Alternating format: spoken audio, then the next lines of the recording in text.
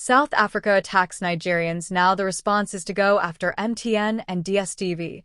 Then this is no longer just a diplomatic disagreement. It is a potential economic war playing out in real time, with millions of ordinary people caught in the middle. Because here is the shocking part.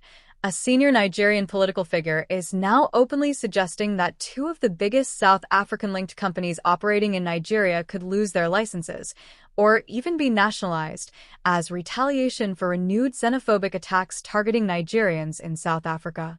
And the question that should immediately hit you is this: how far is too far when a country tries to protect its citizens abroad? Before you decide where you stand, there is a deeper story here that most people are not seeing, and it goes far beyond anger or politics. Stay with this, because what unfolds here could affect telecom services, pay TV access, regional diplomacy, and even the economic relationship between two of Africa's biggest economies. And if you care about African politics, justice, and power struggles like this, make sure you like the video and subscribe, because stories like this don't end here, they escalate. And my point is not only informed by the fact that we were all contributors to the struggle against apartheid. I remember very well that it was because of the struggle against apartheid that a Nigerian president, then head of state, Murtala Mohammed, declared before the Americans that Kissinger, who was Secretary of State, was not welcome to Nigeria. In the words of General Murtala Mohammed, he said the era of gunboat diplomacy was over. Nigeria's commitment to the eradication of apartheid is non-negotiable. And they proceeded to nationalize British petroleum because the British too were supporting apartheid. So I can understand the pain that where we have built relationship, today we are looked at as if we are a body. But for me, sir, I didn't come to the Senate to lament what is not right. And I know that in diplomacy, there is a law of reciprocity. What are the issues in South Africa? The president of South Africa did campaign openly that foreigners were taking the jobs that South African people could do. That is why his hands and his legs are tied. What is my response? These Nigerians who are in South Africa, they are not there on holiday. They are there to work and to earn. And which kind of job they are doing? There are two categories. Many are traders, others are doing maybe some high-skilled jobs. So my view is that it is time to reciprocate. This Senate should adopt a position that MTN, a South African company that is cutting away millions of dollars from Nigeria every day, that Nigeria nationalize it and withdraw its license, so that Nigerian company can take over the MTN business and recruit more people. Those coming from South Africa will find good jobs working with the company that will replace MTN. And I know that South African president has interest in MTN. What we are seeing right now is not an isolated statement. It is part of a long-standing tension between Nigeria and South Africa, two continental giants whose relationship has always swung between cooperation and confrontation. At the center of this latest storm is Adams Oshiomhole, a prominent Nigerian political figure and former governor, who is now calling for a drastic response to what he describes as renewed xenophobic attacks on Nigerians living in South Africa. According to his position, if Nigerians are being targeted abroad, then Nigeria should stop treating South African companies as normal business partners at home. In simple terms, his argument is this: economic hospitality should not exist without human protection. But here is where things start to get complicated, because the companies mentioned are not small players. MTN is one of the largest telecom providers in Nigeria, serving tens of millions of subscribers.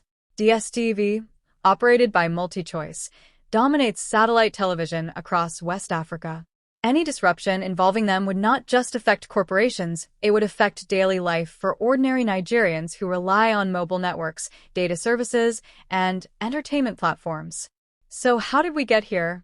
To understand this escalation, we need to go back to the recurring issue that has haunted Nigeria-South Africa relations for years: xenophobic violence in South Africa. Over the past decade, there have been multiple waves of unrest where foreign nationals, including Nigerians, have been attacked, looted, and in some cases killed in South African communities. These incidents often spark outrage across Africa, especially in Nigeria, where social media reactions tend to be intense and emotionally charged. South African authorities, on their part, have repeatedly condemned xenophobic violence and promised crackdowns, but critics argue that enforcement has been inconsistent and reactive rather than preventive. So, every new wave of attacks reopens old wounds. And this time, the reaction has taken a new political dimension. Reports indicate that the Nigerian House of Representatives, on Tuesday, 5th of May, 2026, condemned the latest wave of attacks, urging the federal government to take immediate diplomatic steps to protect Nigerians abroad. But here is where things take a sharper turn, because Oshiomhole's position goes beyond diplomacy. He is not just calling for statements or meetings.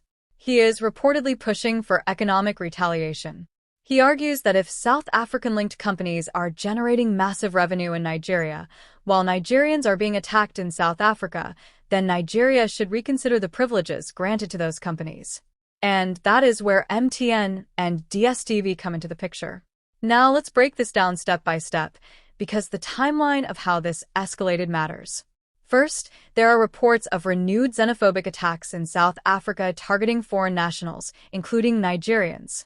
Videos and eyewitness accounts circulate online, showing unrest in certain communities. These visuals trigger outrage back in Nigeria. Next, political voices begin to respond. Lawmakers issue condemnations, calling for protection of Nigerians abroad and stronger diplomatic engagement with South African authorities.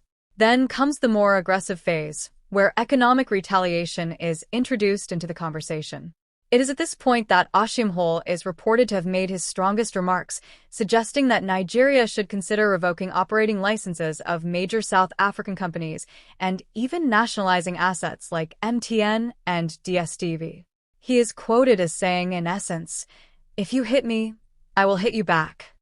And that single statement is what has now turned this from a diplomatic concern into a potential economic confrontation.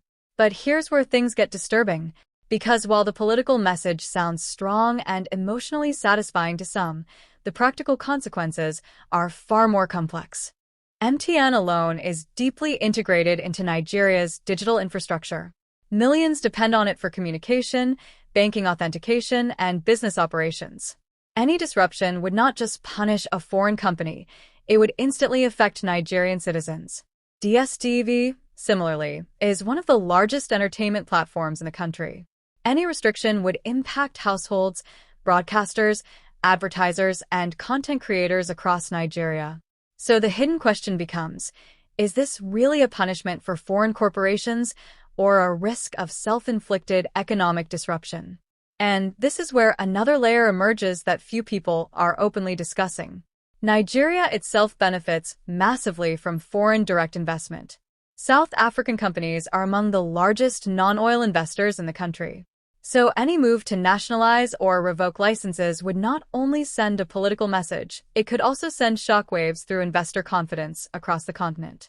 But then again, supporters of Oshiomhole's position argue something different.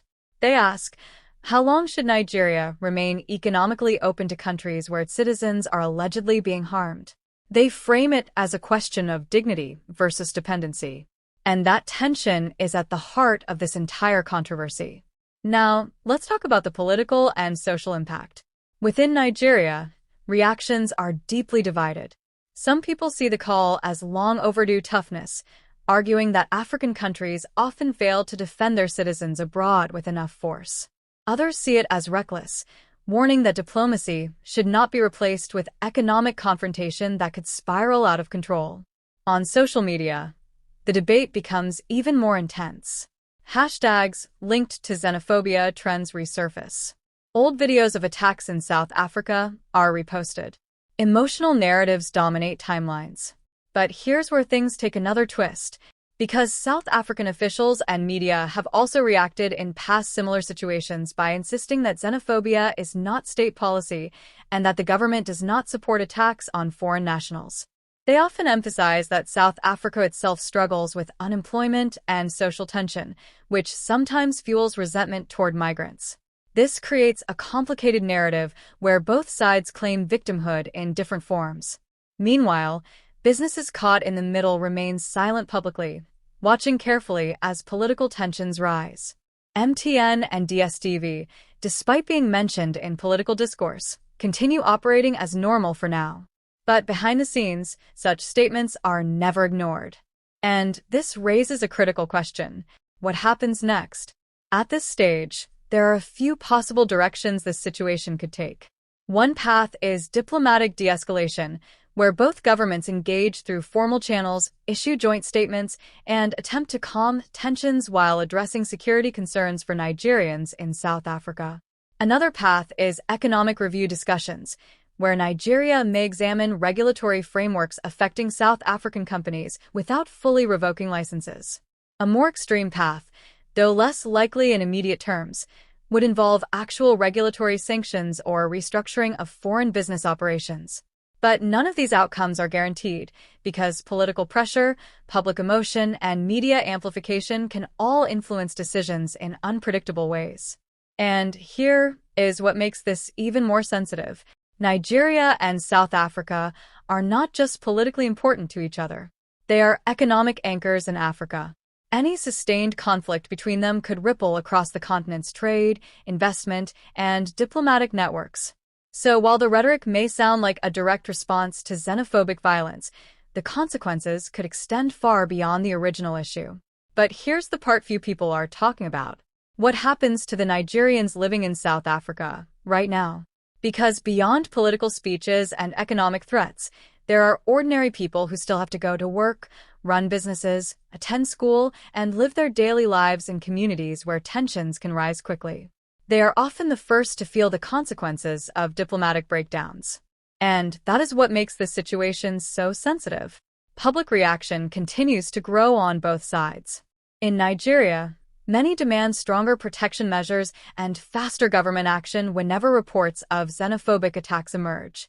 In South Africa, some voices argue that the issue is being politicized and used to escalate tensions beyond the immediate incidents. International observers often call for restraint, warning that retaliation-based politics can spiral into broader instability. But despite all these reactions, one thing is clear. This story is far from over. Because when political leaders begin linking human rights concerns to economic retaliation, the line between diplomacy and confrontation becomes dangerously thin. And every new statement, every new incident, and every new reaction pushes that line further. So the real question now is not just about MTN or DSTV, or even about one politician's statement.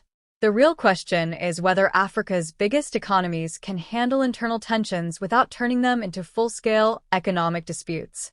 And whether the protection of citizens abroad can be achieved without triggering consequences at home. Because if neither side finds balance soon, what starts as outrage could become something much harder to control. And that is where this story leaves us right now, in a space where anger, economics, and politics are all colliding at once. But the next move will determine whether this remains a heated debate or becomes a defining moment in Nigeria-South Africa relations. And the question I'll leave you with is simple. Should economic power ever be used as a weapon to respond to human rights violations? Or does that only create more victims in the end? Tell me what you think in the comments.